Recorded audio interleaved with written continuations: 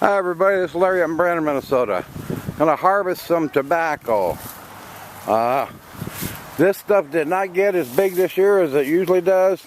One of a couple reasons. Number one, I've grown it here about 3 years now and it needs a rest. Another reason might be the wood chips might have dropped some of the nitrogen up, and I should have put some fertilizer down early on. But we're gonna get some tobacco anyway. But I want to show you a couple things. My buddy Larry's over here helping me, and he's a pipe smoker, and he's gonna see these bottom leaves that are nice and dry, that are right on the plant. These babies you can almost are ready to smoke. Now here's, they're pretty brittle, so you can't take that center stem out yet. So what you're gonna do is take a bunch of these, put them in a plastic unscented garbage bag, and mist it. Close the top, rubber band it, let it set overnight, and then the next morning you can grab this stem and grab both sides and pull that right off. What I want to show you over here, come here Larry, I'm going to have you hold the camera for me. I want to show you how to bunch these other leaves and tie them together. Here, let me grab a rubber band. Of all the methods I've seen and all the methods I've tried, this works by far the best. And let me show you. Here Larry, you keep me in the frame there. Okay, here's what we're going to do. We're going to look, see this leaf, at least, or like here. See how a lot of the green's gone out of this leaf? Okay, I'm going to pull them off. Here's just, it's about half yellow. That's ready to harvest. And what I do is I turn the ribs on these out to the outside. I bunch them together. I'm going to take a bunch of them here. And here's another one. And I'm going to grab some more over here. What I'm going to do is bunch together, and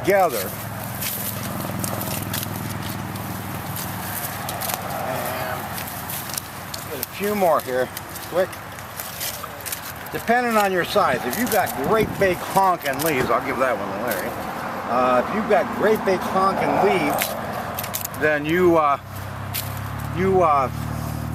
don't need as many together. If they're like I usually have, huge leaves, about 5 of them is all you need. Okay, I'm going to have about enough here right now. See that bundle? Okay, here's what I'm going to do. Take my rubber band. I'm going to wrap them around. And this works great because when they hang to dry, as the stems dehydrate and get small, and they're going to get tiny small, then these will suck in with it. If you hang it just through the stem or something, it'll dry and fall off. Then what you do is on the north end of your eaves, your house, an old shed or anything, then it's so simple because you just take these, hang up some old clothesline or whatever, or wire, and you just spread and hang these over, and it just hangs. And then when they're dry, take them off, rehydrate them, and take those stems out. So there's another one for you down there, Larry. But throw that over in that bucket over there, or box.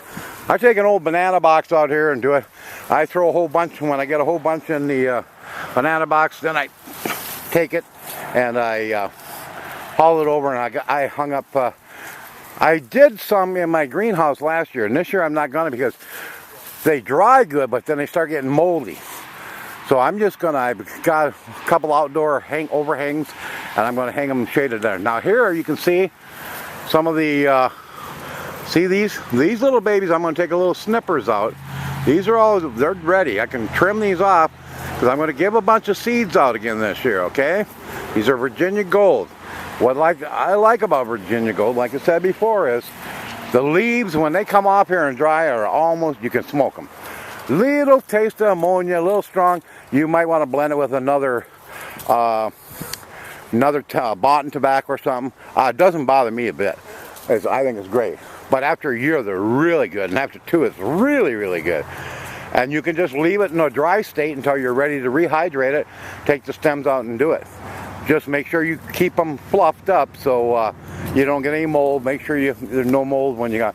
And you can just store it in banana boxes. Go down to Walmart, they'll give you all the banana boxes you want.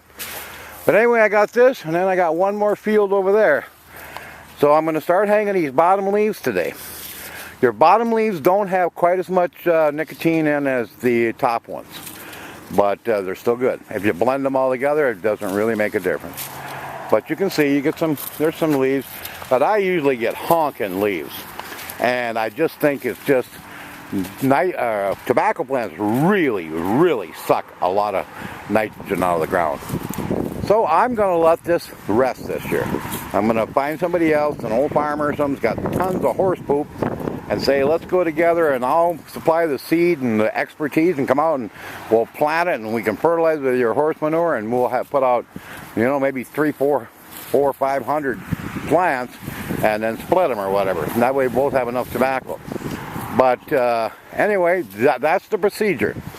Band them together. Like I said, the bottom ones, go ahead and just throw that are dry. Throw them in a like Larry's doing over here. Throw them in a banana box, and you can just rehydrate them and smoke those puppies right out. Or you can just leave them like that until you're ready to use them, and just rehydrate as many as you want.